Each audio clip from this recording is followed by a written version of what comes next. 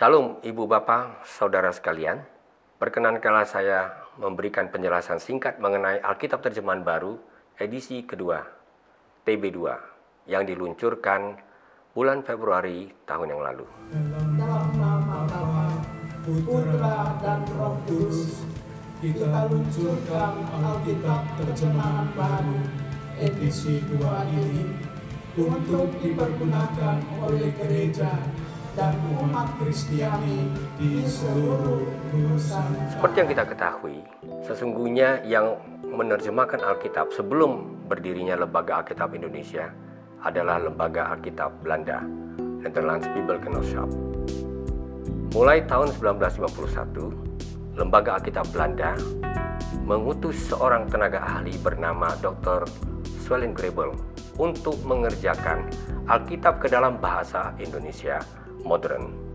Sebelumnya, semua terjemahan yang ada di Nusantara masih menggunakan bahasa Melayu. Dan salah satu kesulitan yang kita alami pada waktu itu adalah bahasa Indonesia berkembang sangat pesat pada awal kemerdekaan Republik Indonesia. Oleh karena itu, sebelum Alkitab Terjemahan Baru TB terbit tahun 1974, Lembaga Alkitab Indonesia menerbitkan terjemahan darurat. Dan terjemahan darurat ini merupakan gabungan dua terjemahan bahasa Melayu, yaitu yang dikerjakan oleh Dr. Klinkert untuk Perjanjian Lama dan Pendeta Bode untuk Perjanjian Baru. Sebagai contoh, pada mula pertama dijadikan Allah akan langit dan bumi. Maka bumi itu lagi campur baur adanya, yaitu laut yang ketutupan kelam kabut. Maka roh Allah melayang-layang di atas muka air itu. Nah, itu jelas terjemahan Melayu untuk Kejadian pasal 1 ayat 1 dan 2. Tentu ini sangat berbeda dengan terjemahan baru yang kita kenal dalam Alkitab kita ya. Pada mulanya Allah menciptakan langit dan bumi belum berbentuk dan kosong, gelap gulita menutupi samudera raya, dan roh Allah melayang-layang di atas permukaan air. Nah, kalau begitu timbul pertanyaan, mengapa terjemahan Alkitab dibarui? Ada beberapa alasan. Pertama, tentu kita memperhatikan perkembangan dalam bahasa penerima, dalam hal ini bahasa Indonesia. Kedua, kita juga memperhatikan penemuan naskah-naskah kuno seperti gulungan-gulungan Laut Mati yang terkenal itu, Dead Sea Scrolls, mulai tahun 1947 yang ditemukan di daerah Qumran dekat Laut Mati. Lalu yang terakhir kita memperhatikan perkembangan ilmu biblika, yaitu penelitian tentang Alkitab. Kalau kita membarui terjemahan Alkitab, tentu kita mulai dari bahasa dan juga kaidah bahasa. Sebagai contoh, kata daripada dalam Alkitab TB itu tertulis sebagai dua kata. Dalam Alkitab TB 2 itu ditulis sebagai satu kata, daripada, kalau maksudnya adalah perbandingan. Kita harus lebih taat kepada Allah daripada kepada manusia. Nah, begitu juga dalam doa Bapa kami, karena itu bukan perbandingan, maka kata daripada itu dikurangi sehingga menjadi dari. Tetapi lepaskanlah kami dari yang jahat, bukan daripada yang jahat. Kita juga memperhatikan kata-kata yang usang, yang bukan saja sudah sulit dimengerti, tapi juga bisa disalah mengerti. Salah satu contoh terkenalnya adalah kata ganja. Ini kita temukan di dalam 1 Raja-Raja pasal 7 ayat 17. Di situ bahasa Ibrani koteret sebenarnya adalah bagian dari tiang bangunan. Oleh karena itu kita terjemahkan menjadi tiang. Contoh-contoh lain misalnya adalah kata perkara.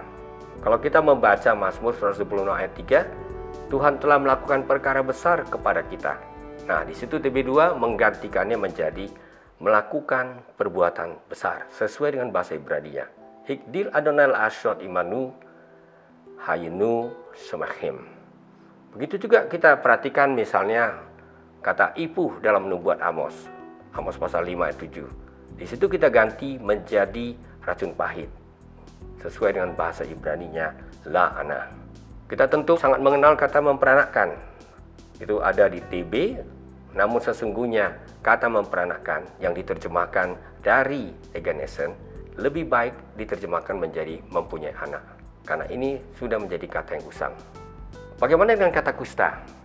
Nah, ada sebuah catatan yang sungguh patut kita perhatikan.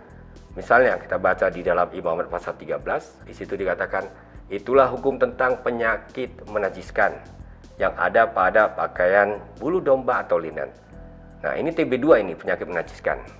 TB 1974 memuat kata kusta. Dan tentu sangat janggal, kusta ini bisa muncul pada pakaian bulu domba atau linen atau benang tenun. Padahal yang dimaksudkan di sini adalah bermacam-macam jenis penyakit yang menajiskan. Dan itu lebih jelas lagi kalau itu muncul pada permukaan kulit. Sebagai contoh dari Imamat pasal 13 ayat 29 sampai 30, saya akan baca sebagian.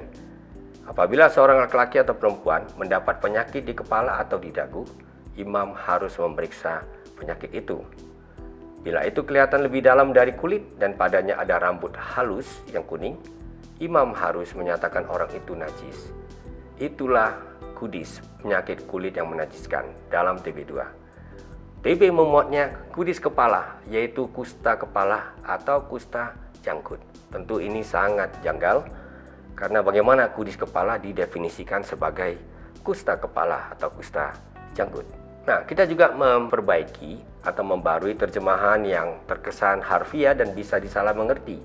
Sebagai contoh, ketika terjadi peralihan kepemimpinan dari Nabi Elia kepada Nabi Elisa, di situ rombongan Nabi dari Yeriko melihat Elisa dari jauh dan mereka berkata, roh Elia telah hinggap pada Elisa. Ini terjemahan TB tentunya. Dalam TB2 ini diterjemahkan sesuai dengan makna ruah, tidak hanya roh tapi juga artinya kuasa. Nah, kuasa Elia yang telah pindah pada Elisa. Jadi peralihan kuasa kenabian. Salah satu contoh lain yang dapat diberikan adalah tentang roh jahat. Kita mengetahuinya dari kisah Saul yang gundah gulana. Di situ dikatakan roh Tuhan telah mundur dari dia dan dia diganggu oleh roh jahat yang daripada Tuhan. Itu terjemahan TB. Dan ini tentu terjemahan harfiah yang menimbulkan tanda tanya. Bagaimana roh jahat dapat datang dari Tuhan? Nah, ternyata kata ra'a dalam bahasa Ibrani itu sangat luas maknanya. Bukan hanya jahat, tetapi juga segala sesuatu yang buruk. Bisa berarti penyakit, bisa sesuatu yang mengganggu, menyusahkan. Nah, oleh karena itu TB2 membarui terjemahan ini menjadi ia tersiksa oleh roh yang menyusahkan dari Tuhan. Ada sebuah contoh yang kami terima dari pembaca Alkitab dari Wahyu pasal 3 ayat 14. Inilah firman dari Amin, saksi yang setia dan benar. Permulaan dari ciptaan Allah dalam TB. Dan tentu permulaan ciptaan Allah dapat disalah mengerti seolah-olah Kristus yang bangkit itu adalah bagian dari ciptaan dan diciptakan. Kami melihat bahasa Yunaninya he arche, dan ini bisa berarti permulaan tapi juga bisa berarti sumber. Dan lebih tepat, Kristus adalah sumber dari ciptaan Allah, seperti yang diterjemahkan dalam TB2.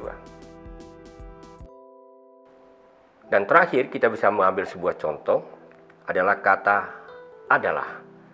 Pada mulanya adalah firman. Firman itu bersama-sama dengan Allah dan firman itu adalah Allah. Nah, kata adalah yang terakhir mudah dimengerti. Firman itu adalah Allah berarti identik dengan Allah. Tapi apakah artinya pada mulanya adalah firman? Kalau kita melihat bahasa Ibrani ein di situ, maksudnya firman itu sudah ada pada awalnya sebelum dunia diciptakan. Oleh karena itu TB2 memperjelas maksudnya. Pada mulanya sudah ada firman. Ibu bapak saudara sekalian, demikian beberapa contoh perubahan pada TB2. Tujuannya adalah untuk memperjelas terjemahan yang ada supaya dimengerti dan supaya tidak disalah mengerti. Dengan demikian TB2 ini dipersembahkan kepada gereja-gereja untuk digunakan sebagai dasar pengajaran dan pemberitaan firman Tuhan. Kiranya ini semua menolong kita untuk semakin mengerti firman Tuhan dan semakin mencintai Alkitab. Terpujilah nama Tuhan.